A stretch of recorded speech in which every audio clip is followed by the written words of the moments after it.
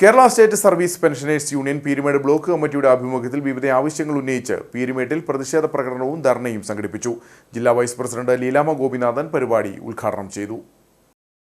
Pension പരിഷ്കരണ കുടിശ്ശികയും ക്ഷാമാശ്വാസ കുടിശ്ശികയും അനുവദിക്കുക, 2024 ജൂലൈയിലെ പ്രാബല്യത്തിൽ പെൻഷൻ പരിഷ്കരണ നടപടികൾ ആരംഭിക്കുക, മെഡിസിപ്പിലെ അപാകതകൾ പരിഹരിക്കുക, വിലക്കയറ്റം തടയുക, കർഷക ഉൽപ്പന്നങ്ങൾക്ക് ന്യായവില ഉറപ്പാക്കുക തുടങ്ങിയ ആവശ്യങ്ങൾ ഉന്നയിച്ചാണ് KSSPUവിന്റെ നേതൃത്വത്തിൽ സമരം സംഘടിപ്പിച്ചത്. Kerala state service pensioners union ജില്ലാ വൈസ് പ്രസിഡന്റ് ലീലാമ്മ ഗോപിനാഥൻ സമരം ഉദ്ഘാടനം ചെയ്തു.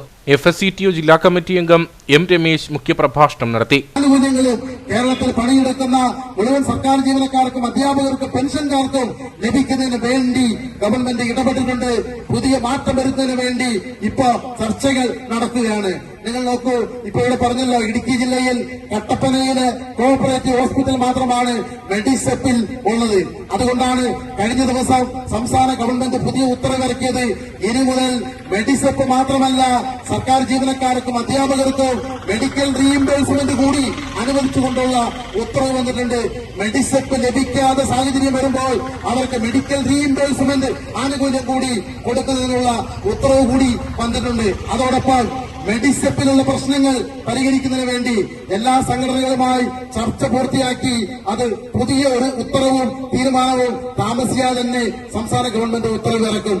Block president PM Muhammad Salim, secretary PS Shamsuddin തുടങ്ങിയവർ സംസാരിച്ചു. നിരവധി അംഗങ്ങൾ പ്രതിഷേധത്തിൽ പങ്കെടുത്തു.